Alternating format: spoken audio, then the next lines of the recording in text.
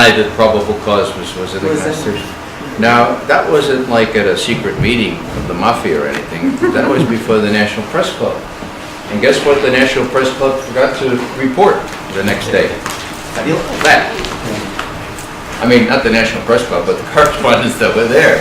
So, my point is simply that there's an awful lot of lies going around, and with respect to Ukraine, which we're finally getting at, that goes in spades.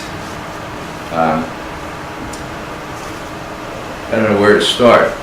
When I have a lot of time, I start right at the beginning, where the Slavic peoples really got beginning on history there in the area around Kiev and up into Yelorussia, the Pripyat marshes.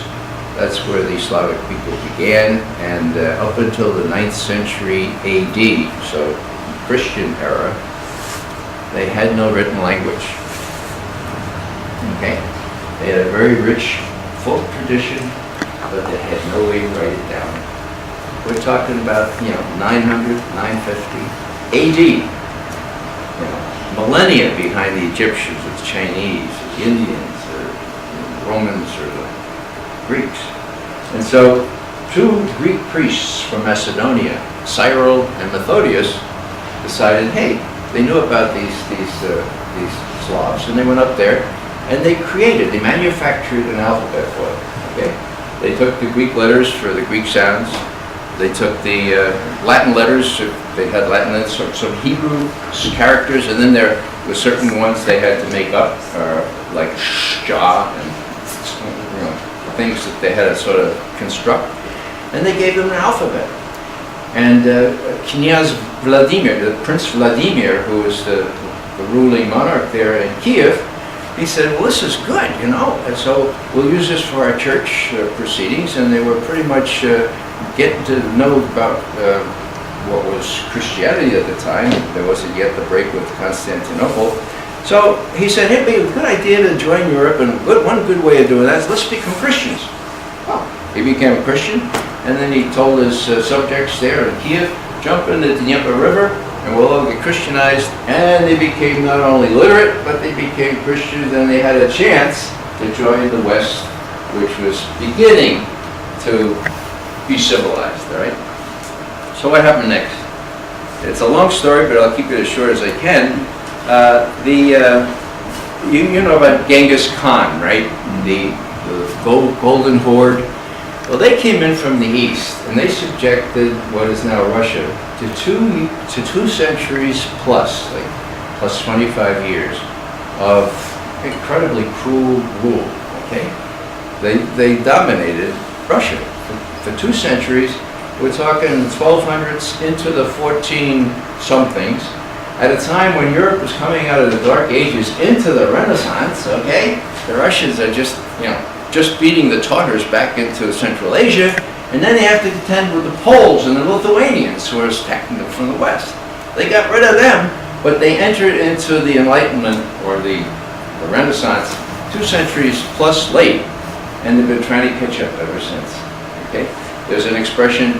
You scratch a Russian and you find a Tatar, you find one of Genghis Khan's guys.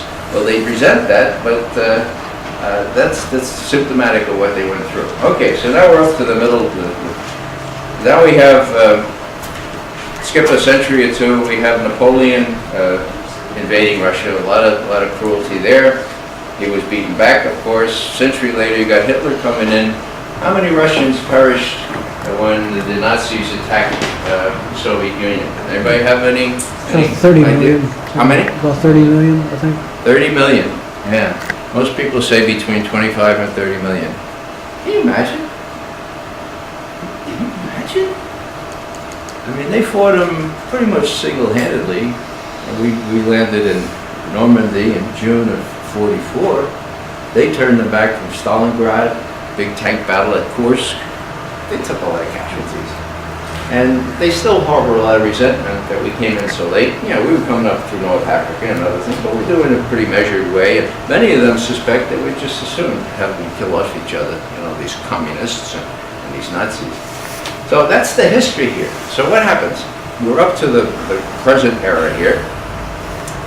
The war is over. The Russians take over Eastern Europe. they divide Germany. Now, if you were Russian, would you want to have a divided Germany? I know I would. Matter of fact, I was against putting Germany back together. I lived in Germany for 5 years. I love lots of Germans, but I fear more Germans. And so, what happens? East Europe is dominated until all of a sudden the Berlin Wall falls.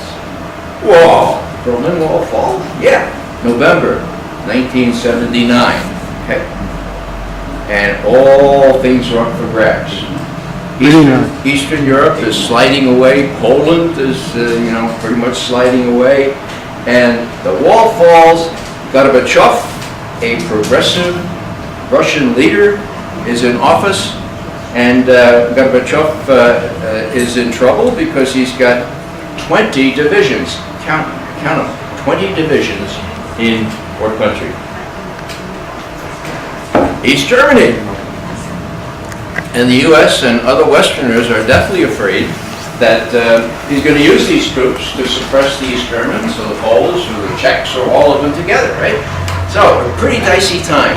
Now, George H.W. Bush did something really to his credit. He said, let's meet. I'd like to meet with Gorbachev. And they met in Malta, right in the middle of the Mediterranean. And Bush said, look, sorry for your troubles. Just know we're not going to dance on the Berlin Wall, okay? We're not going to take advantage of you. Now, we trust that you're not going to use those 20 divisions in East Germany to put down these things, and we really think that Germany needs to be reunited. And you're a Soviet leader. You're just a plain Russian, and somebody tells you, well, we're going to reunite Germany. What goes up and down your spine? Chills, I mean, they went up and down my spine, these chills. Yes, please.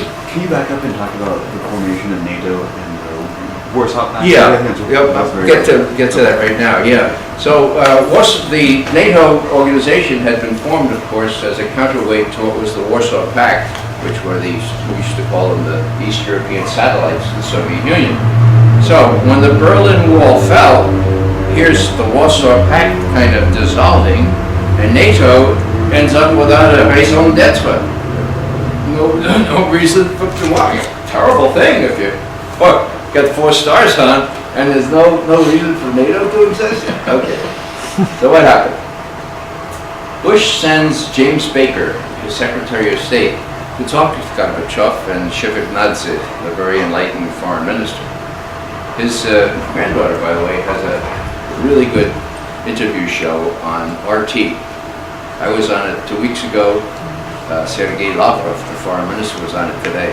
It's really interesting. Anyhow, Shevardnadze and Gorbachev talked with James Baker. Now, James Baker was a good Secretary of Defense, I'll give that to him. And he says to these Russians, he says, look, here's the deal. We want a reunited Germany, and we know that gives you a lot of stomach upset. But as long as we keep it in NATO, we'll have control over it. As long as we keep it in NATO, the Germans won't develop their own nuclear capability. So can you swallow that? Okay. And Gorbachev swallowed hard and said, I don't know.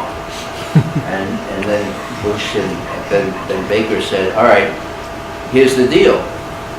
We promise not to leapfrog over East Germany.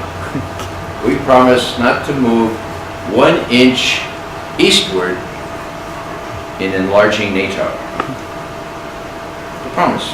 Promises are important. Now, my father's a lawyer. He says, Ray, always get it in writing. Get it in writing. They didn't get it in writing. Okay.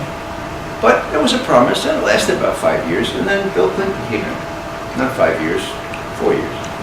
And Bill Clinton needed something to do to make him seem strong and defense friendly. So his advisor said, well, a bunch of East European countries that would like to join NATO, let's get them in and I will show you. So what did Clinton say? Don't get any more votes. Is there some sort of treaty against it? No, no, it's just a promise. Oh, hello, let's do it. So how many countries and how many more countries ended up in this NATO, a organization without a mission or raison d'etre?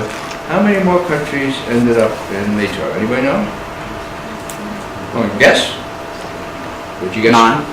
Pardon? 9. That's good, good. Yeah, 12. Yeah, counting the Baltic republics, 12. Yeah. So, okay.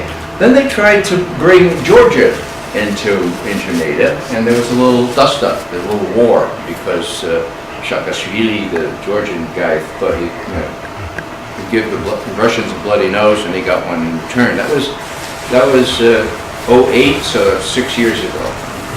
Also in 08, NATO had a meeting. I think they have a semi-annual heads of state meeting. Defense ministers are also there, secretaries of state usually. And they decided, we will welcome Ukraine and Georgia into NATO.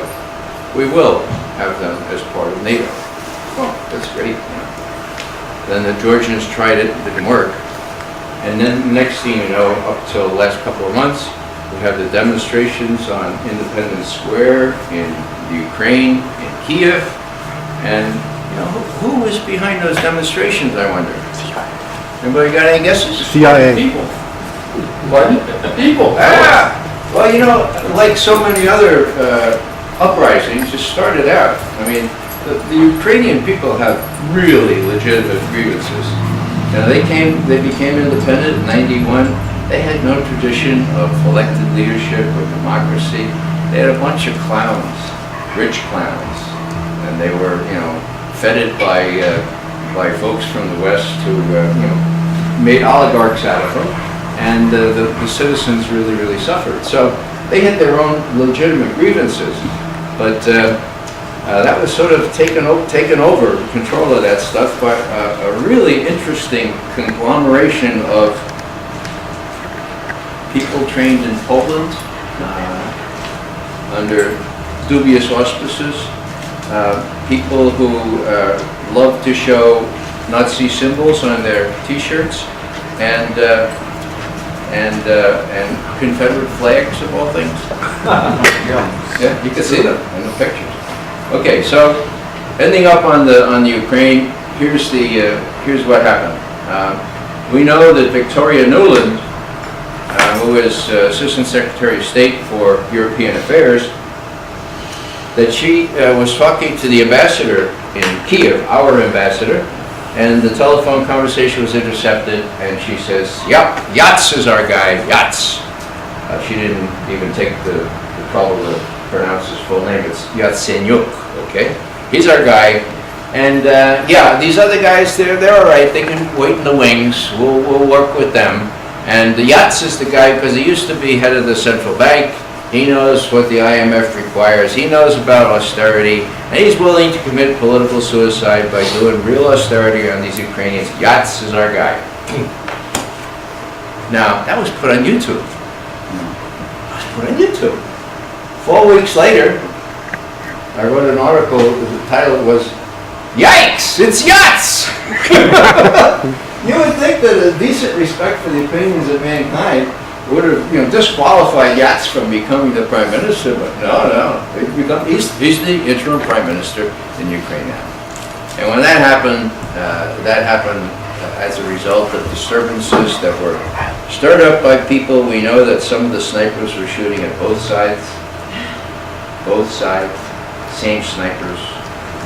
You could conclude that they wanted to create a real big uprising. Sure enough, the duly elected, although thoroughly corrupt premier and president, I guess, Yatsenyuk, was driven out of the country. And now we have these Western-leaning, or I should say U.S.-leaning, IMF-leaning folks who would like to take the Ukraine and do to the Ukraine what's happened to Greece, subject them to